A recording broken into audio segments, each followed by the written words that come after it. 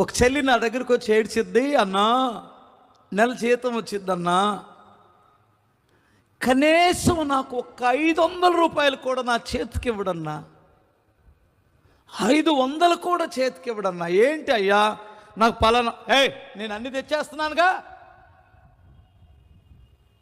అన్నా. మీరు వినండి అన్నా, ఆలోచించండి. ఎప్పుడైనా నాకు అరటిపళ్ళు వచ్చింది అనుకోండి, ఒక అరడజని అరటిపళ్ళు తీసుకొని కొనుక్కోవడానికి నా దగ్గర డబ్బులు ఉండాలి కదన్నా. పిల్లలు ఏమైనా అమ్మా నాకు పలాంటి కావాలంటే నేను కొనివ్వడానికి 500 కూడా ఇవ్వడన్నా. నన్ను అసలు ఎంత హీనంగా చూస్తాడంటే, నన్ను ఒక కుక్కలాగా చూస్తాడన్నా. పిసినారి సంఘానికి ప్రెసిడెంట్ అనాలా? ఈయన దేంతో పోల్చాలో నాకు అర్థం కావట్లేదండి. ఒక 1000 రూపాయలు ఆమె చేతికిస్తే ఆ కుటుంబం ఎంత బాగుంటుందండి. అర్థమవుతుందా? స్తోత్రం చెప్పాలి. హల్లెలూయా. ఇవ్వచ్చా అబ్బాయ్? ఒక్క మాట చెప్పనా అన్నా, ఇచ్చేదేంటి? ఆమె వాడిద్ది డబ్బులన్నీ, అందులో కూడా తప్పు లేదు. అందులో కూడా తప్పు లేదు. ఎందుకు తప్పు లేదంటే, నువ్వు ఒక రాజువి. కొన్నిసార్లు నువ్వు రాజువేలే, ఇంట్లో రాజువే. ఎంతలో పెద్ద రాజు అయినా మంత్రి గారి మాట వినాలా. స్తోత్రం చెప్పాలి. ఆర్థిక శాఖ మంత్రి ఉంటాడు, ఎంత పెద్ద రాజ్య పరిపాలన అయ్యా ఉంటారా? ఉన్నప్పుడు ఆమె నిన్ను కొంత సలహాలు ఇస్తుంది. వెనకాల నుండి సలహాలే, వాళ్ళ ముందుకు వచ్చింది కాదు. నీకు తెలియదు నాకు చెబుతాను అన్నయ్య, ఆయనకి తెలియదులే అన్నయ్య అనే భార్య నిండు వందనాలు. నీ పని అయిపోయింది అప్పుడే. అలా కాదు, ఇంట్లోకి వచ్చిన తర్వాత అయ్యా పలానా చెయ్యి, పలానాది చెయ్యి అంటే భార్య మాట ఇన్ను. స్తోత్రం చెప్పాలి. ఆమె పిల్లలు, నీతో పాటు పిల్లల్ని కనింది, ఆమెకు స్వతంత్రత ఉంది. ఆమెకి ఆర్థిక లావాదేవీలు చెప్పాలి. ఎంత తెస్తున్నావో, ఎంత ఇస్తున్నావో, ఎంత నీకు జీతం వస్తుందో చెప్పాలి. అప్పుడు నీ కుటుంబం బాగుపడుతుంది, జీవితం సక్సెస్ అవుతుంది. కుటుంబం సక్సెస్ అవ్వలేదంటే నీ జీవితం అట్టర్ ఫ్లాప్ అయిపోయిందని అర్థం.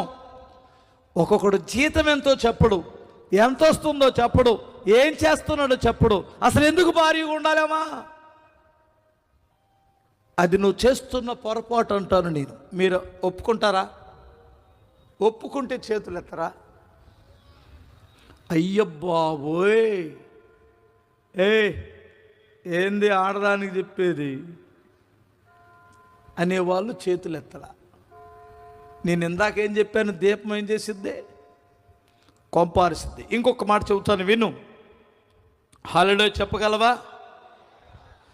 ఆమెకి ఉన్న దిక్కు నువ్వే. కుటుంబంలో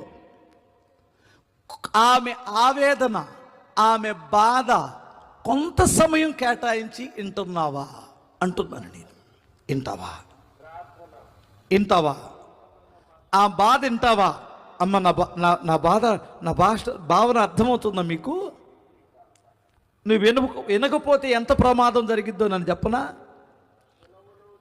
ఎగ్జాంపుల్, కొత్తగా పెళ్ళైన పిల్లలు ఉన్నారు. మీ భార్యకి మీ అమ్మకి ఏదో చిన్న వాదన జరిగింది, బట్టల దగ్గర, అంటుల దగ్గర, లేదా ఇంకొకటో. మీ అమ్మ ఇదేనా నేర్పించింది, పళ్ళు రాలగొడతాను ఏమనుకున్నావో అన్నింది అనుకోండి. ఈ బాధ వచ్చిన వెంటనే ఎవరితో చెప్పాలనుకుంటుందా ఈ అమ్మాయి? మీ అమ్మకి మీ నాన్న ఉన్నాడు చెప్పుకోవడానికి. ఈ అమ్మాయికి ఎవరున్నారు? అయ్యగారు మీరు చెప్పండి. భర్తే ఉన్నాడు. ఈయనడో మా అమ్మ మీద తప్ప ఇంకేం లేదా నీకు అని అంటాడు. ఇక చెప్పడం మానేసింది. ఇంకొక బాధ వచ్చింది, చెప్పడం మానేసింది. ఇంకొక కష్టం వచ్చింది, చెప్పడం మానేసింది. అన్నీ ఎక్కడున్నాయి? గుండెల్లో ఉన్నాయి. గుండెల్లో ఆవేదన ఉంది, దుఃఖం ఉంది. ఆ అమ్మాయి ఒంటరితనం అనుభవిస్తుంది. బాధ, ఆ సంసారం ఎందుకు చేయాలో అర్థం కావడం లేదు. ఈ లోపల చాలామంది పాడవడానికి కారణం ఒక మాట చెబుతాను వినండి. ఇప్పుడు వాళ్ళ క్లాస్మేట్ ఎవడో, చిన్ననాటి స్నేహితుడు ఎవడో, ఏదో ఎక్కడో కలవడమో, ఫోన్ చేయడమో ఏదో ఉంది. అప్పుడు వాళ్ళ దగ్గర వీళ్ళు ఓపెన్ అవ్వడం జరిగింది. హలో సురేష్, నువ్వా? ఏంటి అసలు అప్పటి నుంచి ఇప్పుడు కనపడలేదు కదా? అయ్యో ప్రవళిక,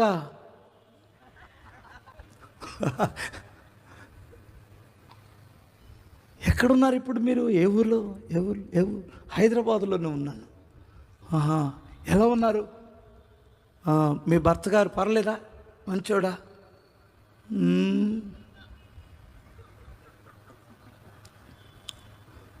చావలాక బ్రతకలాకున్నాను. అదేంటమ్మా? అయ్యో మంచి వాళ్ళని చెప్పారు విన్నాను నేను.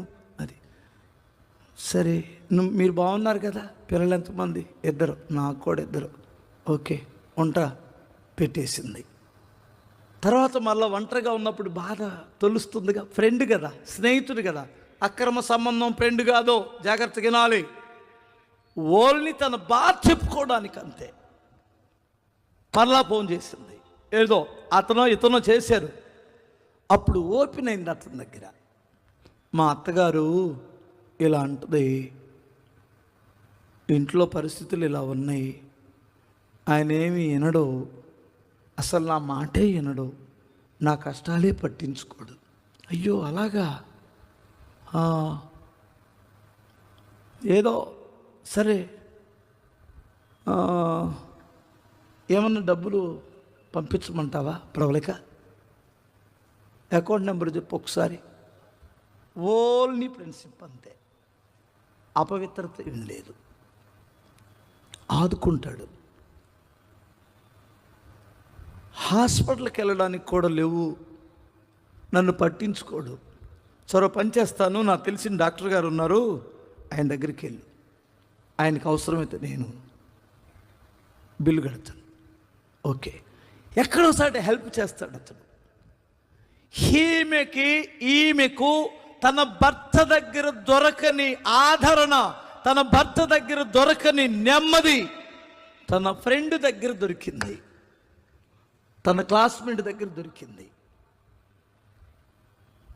ఎందుకో ఈడు ఆ అమ్మాయిని ఒక బానిసగా చూస్తాడే తప్ప ఆమె కష్టాలు వినడానికి అసలు ఇష్టపడడు. ఈడు బిజీ. ఆ ఫ్రెండ్షిప్పే, ఆ సహవాసమే ఎక్కువ మందిలో అక్రమ సంబంధంగా కూడా మారిపోతుంది. అవునా కాదా? వినాలి మీరే జాగ్రత్తగా. ఆడి పేరేం చెప్పాను ఇందాక నేను? సురేషా? ప్రవళిక. వీళ్ళల్లో సురేష్ గాళ్ళు ఎంతమంది ఉన్నారో?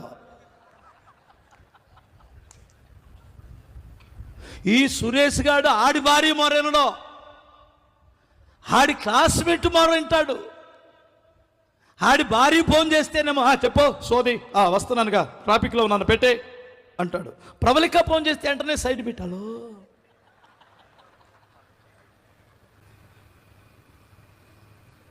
నీ భార్యకి నువ్వే దిక్కు.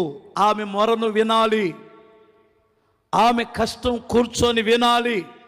అమ్మా నేను ఈ మాటలే చెబుతున్నానని జ్ఞానం కలిగి కాపురం చేసుకోండి అని కదా.